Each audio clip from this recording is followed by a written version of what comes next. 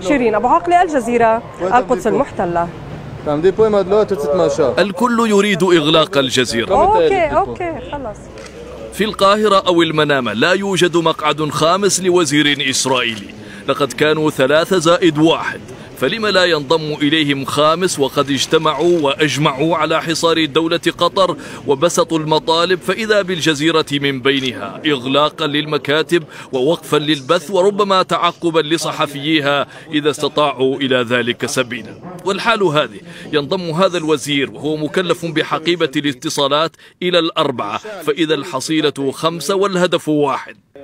لافت وربما صادم أن يخرج الوزير الإسرائيلي إلى العلن ما كان معلوما بالضرورة لكن مسكوت عنه لحفظ ماء الوجه. فما ستقوم به تل أبيب يأتي استنادا إلى سابقة عربية قامت بها دول وصفها بالسنية المعتدلة بإغلاق الجزيرة. لا يكتفي بهذا بل يشير كأنما يؤكد حقائق وبديهيات إلى أن إسرائيل تريد عقد تحالفات مع هذه الدول المعتدلة وتحقيق شراكة اقتصادية معها، ولا تستطيع تل أبيب مع هذا وذاك أن تظل مكتوفة اليدين تجاه الجزيرة. جيفال بوديري، الجزيرة، من باب الأسباط، القدس المحتلة. الياس كرام، الجزيرة، القدس الغربية. ماذا يعني ذلك؟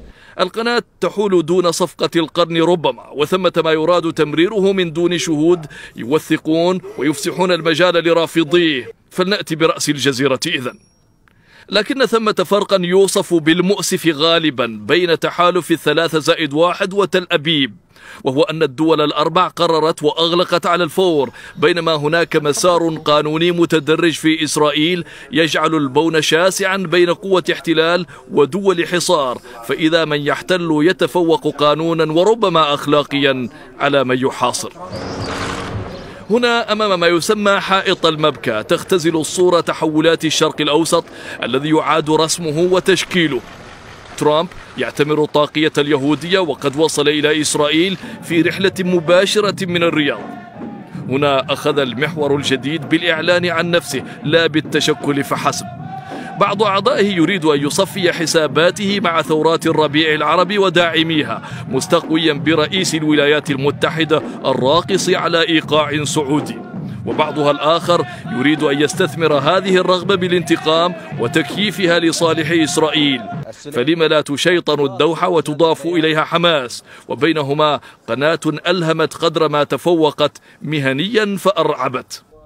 نتنياهو المتهم بالفساد وغلاة وزرائه وزعماء المستوطنين وجدوها فرصة سانحة، وكان إغلاق المسجد الأقصى فانتصار الفلسطيني العاري من أي دعم عربي على قرارات نتنياهو بخصوص الأقصى حافزا للرجل ليهدد بإغلاق الجزيرة، فهي في نظره المحرض ضد ما تقوم به حكومته من إجراءات توجب المقاومة وفقا لشرعة الأمم المتحدة. وهذه هي اللحظات الأولى لدخول المسلمين الفلسطينيين من داخل باب الأسباط.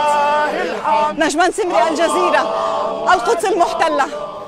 بالتوازي كان الرجل وبعض وزرائه يبعثون الرسائل إلى دول الحصار، فهذا يتملق ذاك، وهذا يبذل الوعود من تحت الطاولة بسخاء لتل أبيب بتطبيع دافئ وسلام جماعي، وآخر يوثق علاقاته بها ويرغب في أن يكون الوكيل الحصري لإسرائيل في المنطقة.